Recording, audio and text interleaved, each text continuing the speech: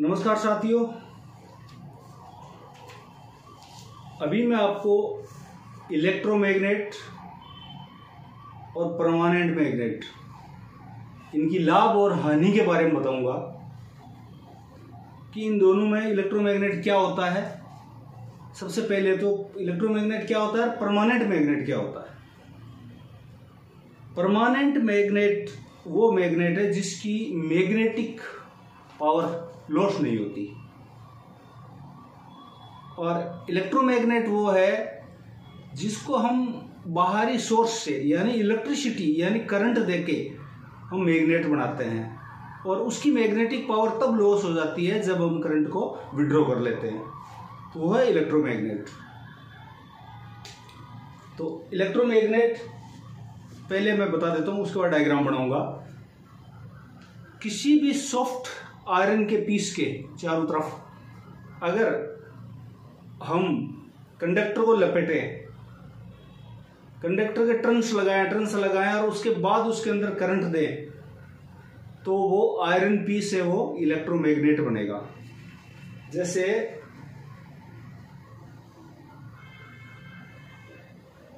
ये iron piece है, ये हम तार लपेट रहे हैं इस पे,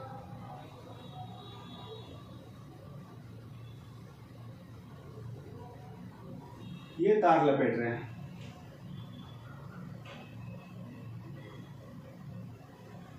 ये तार लपेट रहे हैं, इसके अंदर अभी हमने करंट दिया तो करंट इसके चारों तरफ ऐसे चलते चलते घूमते घूमते घूमते घूमते अपना सर्किट पूरा करेगा, जिसकी वजह से ये जो आयरन पीस है ये मैग्नेट बनेगा। इसी को इलेक्ट्रोमैग्नेट बोलते हैं।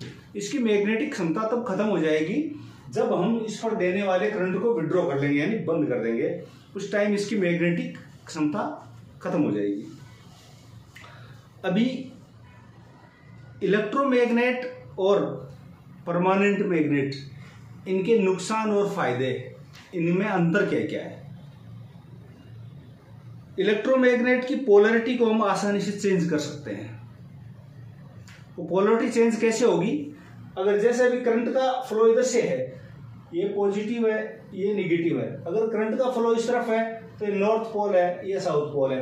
अगर हम इस पोलैरिटी को यहाँ पर पॉजिटिव कर दिया और यहाँ पर निगेटिव कर दिया और ये फ्लो ऐसे हो गया ऐसे, तो मैग्नेट की पोलैरिटी भी चेंज हो जाएगी, ये साउथ हो जाएगा और ये नॉर्थ हो जाएगा। तो इसकी पोलैरिटी को हम आसानी से चेंज की जा सकती है, बट परमानेंट मैग्नेट की पोलैरिटी चेंज नहीं होती है। उसमें जिधर नॉर्थ होगा उधर नॉर्थ पोल होगा, जिधर साउथ पोल है उधर साउथ पोल ही होगा।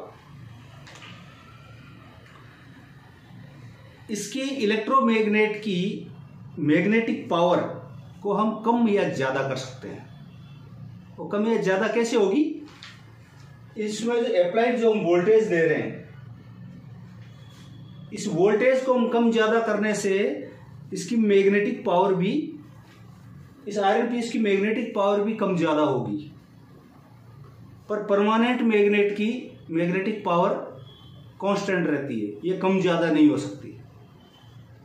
इलेक्ट्रोमैग्नेट महंगा पड़ता है, क्योंकि इलेक्ट्रोमैग्नेट को हमें आयरन पीस प्लस ये वायर ये हमें प्रोवाइड करने होते हैं, ये मैनेज करने होते हैं। मगर परमानेंट मैग्नेट सस्ता पड़ता है, वो बस एक बार हमें मिल गया तो वो उसका कुछ नहीं बिगड़ता। फिर ये इलेक्ट्रोमैग्नेट बड़ी बड़ी बिजली की मोटरों और जनरेटरों में काम आता है। जैसे मैंने सुबह एक शॉर्ट बनाया था, उसके अंदर मैंने बता भी था, किसी भी मैग्नेटिक फील्ड के अंदर अगर किसी करंट कैरिंग कंडक्टर को रखा जाए तो घूमने की कोशिश करेगा, उसको मोटर कहते हैं। तो ये बड़ी बड़ी मोटरों और जनरेटरों में काम आता है। और परमानेंट मैग्नेट है, ये भी मोटरों में काम आता है, मगर इसका इस्तेमाल बनिस्बत इसके कम होता है।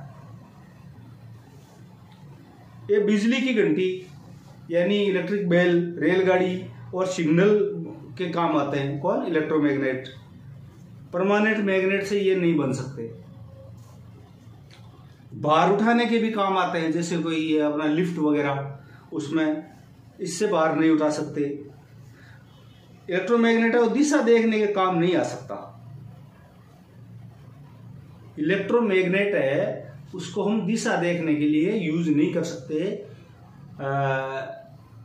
जैसे हम कंपास में इस्तेमाल करते हैं उस तरह हम इलेक्ट्रोमैग्नेट को इस्तेमाल नहीं कर सकते।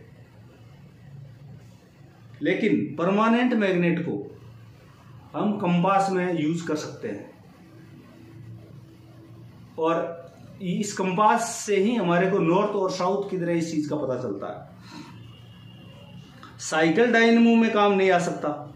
जैसे साइकिल है, साइकिल के अंदर डायनेमो देखा होगा आप लोगों ने, एक पीछे वाले व्हील या आगे वाले व्हील के साथ लगा होता है। उस डायनेमो में इलेक्ट्रोमैग्नेट काम नहीं आ सकता क्योंकि बिजली कहां से आएगी। लेकिन परमानेंट मैग्नेट, उस छोटे डायनेमो में परमानेंट मैग्नेट का इस्तेमाल हो सकता है। तो ये है दोनों में फर्क, परमानेंट मैग्नेट और इलेक्ट्रोमैग्नेट पे। इलेक्ट्रोमैग्नेट को हम चाहे जैसे बना सकते हैं, लेकिन परमानेंट मैग्नेट है वो एक बार हमें मिल गया, बन गया, वो वैसा ही रहता है, उसको हम चेंज नहीं कर सकते। अब है नेक्स्ट है कि इनके अंदर चलने वाले जो करंट है, इनकी दिशा और प्लस इसके मैग्नेटिक फील्ड की दिशा हम कैसे पता करेंगे कि करंट किधर को किधर चल रहा है। या नॉर्थ पोल ये है, साउथ पोल ये है, तो करंट का डायरेक्शन क्या होगा। या करंट का डायरेक्शन ये है तो नॉर्थ पोल और साउथ पोल का कैसे पता चलेगा। इन सब चीजों के लिए कुछ रूल्स बने हैं। कुछ रूल्स है जैसे right hand gripping rule, law of amperes का नियम, और कॉर्क स्क्रू रूल। ये कुछ रूल्स है। ये इस रूल्स की वजह से, इस रूल्स को अप्लाई करने से हमें किसी भी कंडक्टर में चलने वाला करंट का डायरेक्शन और मैग्नेटिक पोल्स का डायरेक्शन हमें पता चल जाता है। लेकिन इसको हम विस्तार से मैं बाद में बताऊंगा। Right hand gripping rule, ampere rule और कॉर्क स्क्रू रूल, इनको मैं विस्तार से बाद में बताऊंगा। आज की क्लास बस इतना ही। Thank you.